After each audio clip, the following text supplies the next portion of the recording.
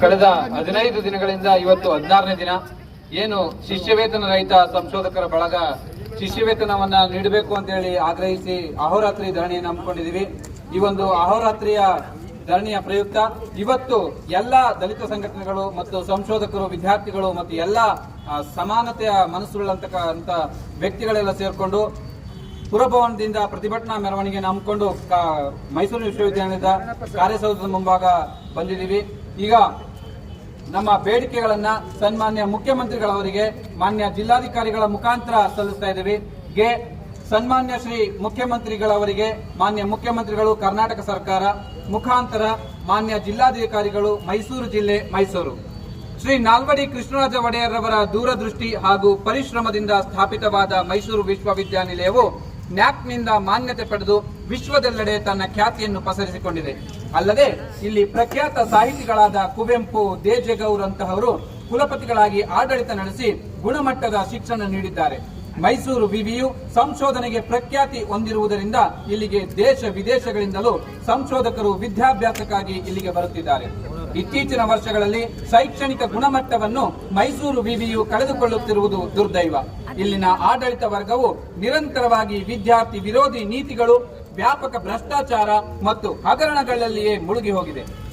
ಸಾಮಾಜಿಕವಾಗಿ, ಆರ್ಥಿಕವಾಗಿ ಹಾಗೂ ಶೈಕ್ಷಣಿಕವಾಗಿ ಹಿಂದುಳಿದಿರುವ ಬಡ ದಲಿತ ಸಮುದಾಯದ ವಿದ್ಯಾರ್ಥಿಗಳು ಹಾಗೂ ಸಂಶೋಧಕರು ಹೆಚ್ಚಿನ ಸಂಖ್ಯೆಯಲ್ಲಿ ವಿದ್ಯಾಭ್ಯಾಸ ಮಾಡುತ್ತಿರುವ ಮೈಸೂರು ವಿವಿಯಲ್ಲಿ ವಿದ್ಯಾರ್ಥಿಗಳ ಶೈಕ್ಷಣಿಕ ಅಭಿವೃದ್ಧಿಗೆ ಪ್ರೋತ್ಸಾಹಿಸದೆ ಶಿಷ್ಯ ವೇತನ ನೀಡದೆ ವಂಚಿಸುತ್ತಿದೆ. ಬೆಂಗಳೂರು, ಮಂಗಳೂರು ಸೇರಿದಂತೆ ರಾಜ್ಯದ ಎಲ್ಲಾ ವಿವಿಗಳಲ್ಲಿಯೂ ಕೂಡ ಸಂಶೋಧನೆಗೆ ಪ್ರವೇಶಾತಿ ಪಡೆದ ದಿನಾಂಕದಿಂದಲೇ ಶಿಷ್ಯ ವೇತನವನ್ನು ಮಂಜೂರಾತಿ ಮಾಡುತ್ತಿರುವುದು ಗಮನಾರ್ಹ. ಆದರೆ ಮೈಸೂರು ವಿವಿಯು 2026-27ನೇ ಸಾಲಿನ ಶಿಷ್ಯ ವೇತನ ನೀಡಲು ಆರ್ಥಿಕ ಸಂಕಷ್ಟದ ನೆಪಹೊಡ್ಡಿ ಕೇವಲ 20 ಸಂಶೋಧಕರಿಗೆ ಮಾತ್ರ ಶಿಷ್ಯ ವೇತನ ನೀಡಲು ಮುಂದಾಗಿರುವುದನ್ನು ಗಮನಿಸಿದರೆ ಶೋಷಿತ ಸಮುದಾಯಗಳ ವಿದ್ಯಾರ್ಥಿಗಳನ್ನು ಉನ್ನತ ಶಿಕ್ಷಣದಿಂದ ವಂಚಿಸುವ ಹುನ್ನಾರವಿದೆ. ಇತ್ತೀಚಿನ ವರ್ಷಗಳಲ್ಲಿ ವಿವಿಯು ವಸೂಲಿ ಕೇಂದ್ರವಾಗಿ ಮಾರ್ಪಾಡಾಗಿರುವುದರಿಂದ ಉನ್ನತ ಶಿಕ್ಷಣ ಇಲಾಖೆಯ ಯಾವುದೇ ಆದೇಶವಿಲ್ಲದಿದ್ದರೂ ನ್ಯಾಟ್ ಪೋರ್ಟಲ್, ನ್ಯಾಷನಲ್ ಅಕಾಡೆಮಿಕ್ ಡೆಪಾಸಿಟರಿ ನಲ್ಲಿ ವಿದ್ಯಾರ್ಥಿಗಳ ಪದವಿ ಪ್ರಮಾಣ ಪತ್ರವನ್ನು ಅಪ್ಲೋಡ್ ಮಾಡಲು ಇತ್ತೀಚೆಗೆ ಸಂಸ್ಕರಣಾ ಶುಲ್ಕವೆಂದು ಸುಮಾರು 20 ಕೋಟಿ ರುಗಳಿಗೂ ಅಧಿಕವಾಗಿ ವಿದ್ಯಾರ್ಥಿಗಳಿಂದ ವಸೂಲಿ ಮಾಡಲಾಗಿದೆ. ಅಲ್ಲದೆ ದಂಡ ಶುಲ್ಕ ಗರಿಷ್ಠ 5,000 ರು ಮೀರಬಾರದೆಂಬ ನಿಯಮವಿದ್ದರೂ ವಿದ್ಯಾರ್ಥಿಗಳಿಂದ 60ರಿಂದ 70,000 ರುಗಳವರೆಗೂ ದಂಡ ಶುಲ್ಕವನ್ನು ವಸೂಲಿ ಮಾಡುತ್ತಿದ್ದಾರೆ. ಪದವಿ ಮತ್ತು ಸ್ನಾತಕೋತ್ತರ ಪದವಿಯ ಪ್ರವೇಶಾತಿ ಸಂದರ್ಭದಲ್ಲಿ ಬಿ ಸ್ಕೀಮ್ ಅಡಿಯಲ್ಲಿ ಹೆಚ್ಚಿನ ಶುಲ್ಕ ಪಡೆಯುತ್ತಿದ್ದಾರೆ ಹಾಗೂ ಸರ್ಕಾರದ ಅನುಮೋದನೆ ಇಲ್ಲದೆ ಅನಗತ್ಯವಾಗಿ 1234 ಬೋಧಕೇತರ ಸಿಬ್ಬಂದಿಯನ್ನು ಅಕ್ರಮವಾಗಿ ನೇಮಿಸಿಕೊಂಡು ಇಲ್ಲಿಯವರೆಗೂ ಸುಮಾರು 100 ಕೋಟಿ ರುಗಳಿಗಿಂತ ಹೆಚ್ಚು ದುರುಪಯೋಗಪಡಿಸಿಕೊಂಡಿದ್ದಾರೆ. ಮೈಸೂರು ವಿವಿಗೆ ಸೇರಿದ ವಾಣಿಜ್ಯ ಮಳಿಗೆಗಳು, ಕ್ರೀಡಾ ಮೈದಾನಗಳು ಮತ್ತು ಸಭಾಂಗಣಗಳ ಬಾಡಿಗೆ ಸೇರಿದಂತೆ ವಿವಿಧ ಕಡೆಯಿಂದ ಸಾಕಷ್ಟು ಆಂತರಿಕ ಸಂಪನ್ಮೂಲಗಳಿದ್ದರೂ ಸಂಶೋಧಕರಿಗೆ ಶಿಷ್ಯ ವೇತನ ನೀಡದೆ ವಂಚಿಸುತ್ತಾ ಸಿಂಡಿಕೇಟ್ ಸಭೆಗಳಲ್ಲಿ ವಿದ್ಯಾರ್ಥಿ ವಿರೋಧಿ ನಿರ್ಣಯಗಳನ್ನು ಕೈಗೊಳ್ಳುತ್ತಿರುವುದರಿಂದ ಸಂಶೋಧಕರು ಪ್ರೋತ್ಸಾಹಧನವಿಲ್ಲದೆ ತಮ್ಮ ಸಂಶೋಧನಾ ಕಾರ್ಯಚಟುವಟಿಕೆಗಳನ್ನು ಅರ್ಧಕ್ಕೆ ಕೈ ಬಿಡುವ ಪರಿಸ್ಥಿತಿಗೆ ತಲುಪಿದ್ದಾರೆ. ಈ ಎಲ್ಲಾ ಹಿನ್ನೆಲೆಯಲ್ಲಿ ಸಂಶೋಧಕರು ಶಿಷ್ಯ ವೇತನಕ್ಕೆ ಒತ್ತಾಯಿಸಿ ಇತರ ಬೇಡಿಕೆಗಳೊಂದಿಗೆ ಮೈಸೂರು ವಿವಿ ಆಡಳಿತದ ವಿರುದ್ಧ ದಿನಾಂಕ 15/6/2026ರಿಂದ ಅನಿರ್ದಿಷ್ಟಾವಧಿ ಅಹೋರಾತ್ರಿ ಪ್ರತಿಭಟನಾ ಧರಣಿಯನ್ನು ನಡೆಸುತ್ತಿದ್ದು, ಈ ಹೋರಾಟವನ್ನು ತೀವ್ರಗೊಳಿಸುವ ಸಲುವಾಗಿ ದಿನಾಂಕ 30/6/2026ರಂದು ಮಂಗಳವಾರ ಬೆಳಗ್ಗೆ 11 ಗಂಟೆಯಿಂದ ಪುರಭವನದಿಂದ ಮೈಸೂರು ವಿವಿ ಕಾರ್ಯಸೌಧದವರೆಗೆ ಸಂಶೋಧನಾ ವಿದ್ಯಾರ್ಥಿಗಳು, ವಿದ್ಯಾರ್ಥಿನಿಯರು, ಪ್ರಗತಿಪರ ಚಿಂತಕರು, ಸಾಮಾಜಿಕ ಹೋರಾಟಗಾರರು, ಪ್ರಜ್ಞಾವಂತ ಸಾರ್ವಜನಿಕರು ಪ್ರತಿಭಟನಾ ಮೆರವಣಿಗೆಯನ್ನು ನಡೆಸಿ ತಮಗೆ ಈ ಮೂಲಕ ಸಲ್ಲಿಸುತ್ತಿರುವ ಹಕ್ಕೊತ್ತಾಯಗಳು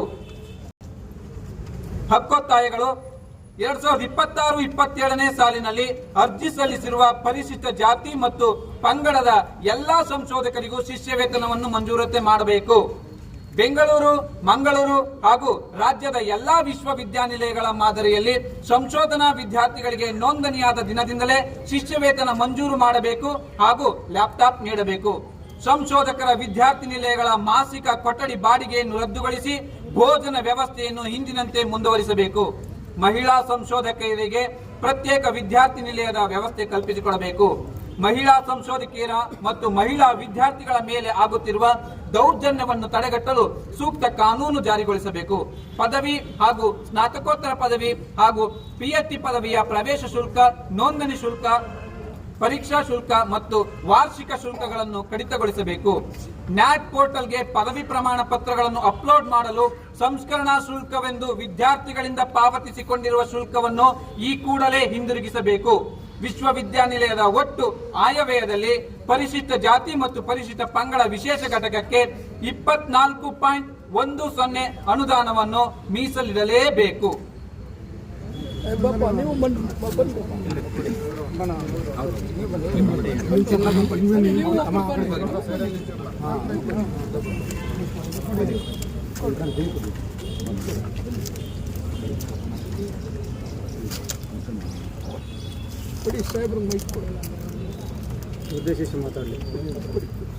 ಈ ಒಂದು ಮನವಿಯನ್ನು ಸ್ವೀಕರಿಸಿದಂತ ನಾನು ತಹಶೀಲ್ದಾರ್ ಸಾಹೇಬರು ಮಾತಾಡಬೇಕು ಅಂತ. ಎಲ್ಲರೂ ನಮಸ್ಕಾರ. ಏನು ಕಳೆದ 2 ವಾರಗಳಿಂದ ಅವಿರತವಾಗಿ ಧರಣಿಯನ್ನು ನಡೆಸ್ತಾ ಇದ್ದೀರಿ. ಈ ಮನವಿಯನ್ನು ತಾವೇನು ಈಗ ಕೊಟ್ಟಿದ್ದೀರಿ, ಅಪ್ಪೊತ್ತಾಯಗಳನ್ನು ಮಂಡಿಸಿದ್ದೀರಿ. ಇದನ್ನ ಮಾನ್ಯ ಜಿಲ್ಲಾಧಿಕಾರಿಗಳ ಕಚೇರಿಯಿಂದ ಸನ್ಮಾನ್ಯ ಮುಖ್ಯಮಂತ್ರಿಗಳ ಕಚೇರಿಗೆ ಕಳಿಸ್ಕೊಡ್ತೇವೆ. ಎಲ್ಲರಿಗೂ ನಮಸ್ಕಾರ. Thank you. ಏನು ಮನವಿ ಪತ್ರವನ್ನು ಸ್ವೀಕಾರ ಮಾಡಿದ್ದೀವಿ. ಈಗಾಗಲೇ 2 ವಾರಗಳಿಂದ ರಾತ್ರಿಯಾಗಲೂ ನಮ್ಮ ಹೆಣ್ಣು ಮಕ್ಕಳು ವಿದ್ಯಾರ್ಥಿಗಳಲ್ಲಿ ಮಲಗಿದ್ದಾರೆ. ಇದು ದೇಶದ ಹಿತದೃಷ್ಟಿಯಿಂದ, ರಾಜ್ಯದ ಹಿತದೃಷ್ಟಿಯಿಂದ, ಮೈಸೂರು ನಗರದ ಹಿತದೃಷ್ಟಿಯಿಂದ ಮತ್ತು ಇಲ್ಲಿ ಜಿಲ್ಲೆಯ ಹಿತದೃಷ್ಟಿಯಿಂದ ಒಳ್ಳೆಯದು. ಹಾಗಾಗಿ ಜಿಲ್ಲಾಧಿಕಾರಿಗಳ ಸ್ಥಾನವನ್ನು ನೀವು ತುಂಬಿಕೊಂಡು ಇಲ್ಲಿ ಬಂದಿದ್ದೀರಿ.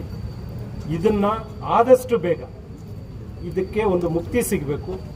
ನ್ಯಾಯಯುತವಾದಂಥ ಬೇಡಿಕೆಗಳು ಇವರಿಗೆ ಸಿಗಲೇಬೇಕು ಸರ್. ಇಲ್ಲ ಅಂತ ಹೇಳಿದ್ರೆ ನಾವು ಪ್ರತಿಭಟನೆಗಳು ಮಾಡಿ, ಹೋರಾಟಗಳು ಮಾಡಿ ನಿಮಗೆ ಮನವಿ ಪತ್ರ ಕೊಡೋದು ಶೂನ್ಯ ಆಗಬಾರ್ದು.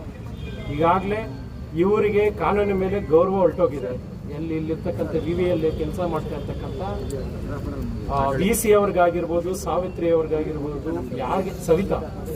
ಸವಿತಾ ಅವ್ರಿಗಾಗಿರ್ಬೋದು ಗೌರವ ಇಲ್ಲ. ಕಾನೂನು ಮೇಲೆ ಗೌರವ ಇಲ್ಲ, ಹೋರಾಟಗಾರರ ಮೇಲೆ ಗೌರವ ಇಲ್ಲ, ಆಡಳಿತದ ಮೇಲೆ ಗೌರವ ಇಲ್ಲ. ಅವ್ರಿಗೆ ಇನ್ಫ್ಲೂಯೆನ್ಸ್ ಇದೆ. ಸಮಾಜ ಕಲ್ಯಾಣ ಸಚಿವರು ನಮಗೆ ಇನ್ಫ್ಲೂಯೆನ್ಸ್ ಮಾಡ್ತಾರೆ, ಇಲ್ಲಿರ್ತಕ್ಕಂಥ ಉಸ್ತುವಾರಿ ಸಚಿವರು ನಮ್ಗೆ ಇನ್ಫ್ಲೂಯೆನ್ಸ್ ಮಾಡ್ತಾರೆ. ಇವರು ಪ್ರತಿಭಟನೆ ಮಾಡಿಕೊಳ್ಳಿ ಅಂತ ಹೇಳ್ಬಿಟ್ಟು ಮೌನಕ್ಕೆ ಹೊರಟೋಗಿದ್ದಾರೆ. ಈ ಮೌನ ಜಾಸ್ತಿ ದಿನ ಉಳಿಯಬಾರ್ದು. ಬಾಬಾ ಸಾಹೇಬ್ ಅಂಬೇಡ್ಕರ್ ಅವರು ಕೊಟ್ಟಿರ್ತಕ್ಕಂಥ ಸಂವಿಧಾನದ ಅಡಿಯಲ್ಲಿ ನಮಗೆ ಸೇರ್ಬೇಕಾಗಿರ್ತಕ್ಕಂಥ ಇವರಿಗೆ ದಯವಿಟ್ಟು ಕೇವಲ ಇವತ್ತು 30ನೇ ತಾರೀಕಿದೆ, ಜುಲೈ 5ನೇ ತಾರೀಕು ಒಳಗಡೆ ಇದೇನಾದರೂ ಮಾನ್ಯ ಉಸ್ತುವಾರಿ ಸಚಿವರಾಗಿರ್ತಕ್ಕಂಥ ಮಾಜಿ ಮುಖ್ಯಮಂತ್ರಿಗಳ ಮಗಳಾಗಿರ್ತಕ್ಕಂಥ ಇಲ್ಲೇ ಇದ್ದಾರೆ ಅವರು ಯತೀಂದ್ರ ಸಿದ್ದರಾಮಯ್ಯನವರು ದಯವಿಟ್ಟು ಇದ್ರ ಬಗ್ಗೆ ಕಾಳಜಿ ವಹಿಸಿ, ವಿಶೇಷವಾದಂಥ ಕಾಳಜಿ ವಹಿಸಿ ಏನಾದರೂ ಮಾಡಲಿಲ್ಲ ಅಂತ ಹೇಳಿದ್ರೆ ನಮ್ಮ ನೆಕ್ಸ್ಟ್ ಟಾರ್ಗೆಟ್ ಇಲ್ಲಿ ಸರ್ಕಾರಕ್ಕೆ ಧ್ವನಿ ಮುಟ್ಟುವಂತ ಇದಾಗುತ್ತೆ. ಆಗ ಆಡಳಿತ ವರ್ಗಕ್ಕೆ ಗೌರವ ಹೋಗುವಂತ ಪರಿಸ್ಥಿತಿ ತರೋದು ಬೇಡ ಅಂತ ಹೇಳ್ಬಿಟ್ಟು ಈ ಮೂಲಕ ತಮ್ಮಲ್ಲಿ ಮನವಿ ಮಾಡ್ತಾ ಇದ್ದೀವಿ. ಇದು ಸ್ಥಳೀಯ ಸಮಸ್ಯೆ ಸರ್. ಇದು ಯಾವುದೋ ನೀವು ಮನವಿ ಸರ್ಕಾರಕ್ಕೆ ಕಳಿಸೋದು ಅಂದ್ರೆ ಬೇರೆ ಜಿಲ್ಲೆಯದು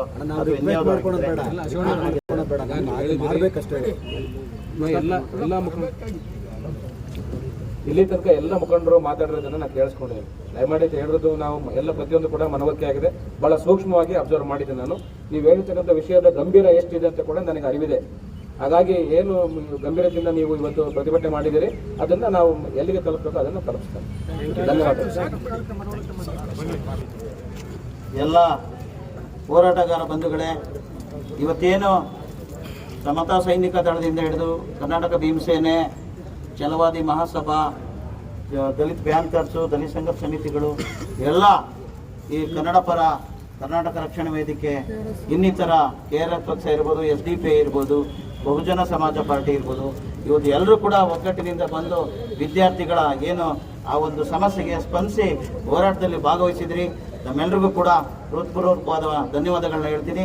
ಜೊತೆಗೆ ಈ ಹೋರಾಟ ಮುಂದುವರಿಯೋದ್ರಿಂದ, ಪ್ರತಿಭಟನಾ ಧರಣಿ ಮುಂದುವರಿಯೋದ್ರಿಂದ ಪ್ರತಿದಿನ ಒಂದೊಂದು ಸಂಘಟನೆಯವರು ಜವಾಬ್ದಾರಿ ತಗೊಂಡು, ಒಂದೊಂದು ದಿನ ಒಂದೊಂದು ಸಂಘಟನೆಯವರು ಜವಾಬ್ದಾರಿ ತಗೊಂಡು ಅಲ್ಲಿ ಭಾಗವಹಿಸುವಂಥದ್ದು ಕೆಲಸ ಆಗಬೇಕು. ಆ ವಿದ್ಯಾರ್ಥಿಗಳಿಗೆ ಎಲ್ಲ ಥರದ ಸಹಕಾರವನ್ನು ನೀಡಬೇಕು ಅಂತೇಳಿ ಈ ಸಂದರ್ಭದಲ್ಲಿ ಮನವಿ ಮಾಡ್ಕೊಳ್ತಾ ತಮ್ಮೆಲ್ಲರಿಗೂ ಮತ್ತೊಮ್ಮೆ ಧನ್ಯವಾದಗಳು.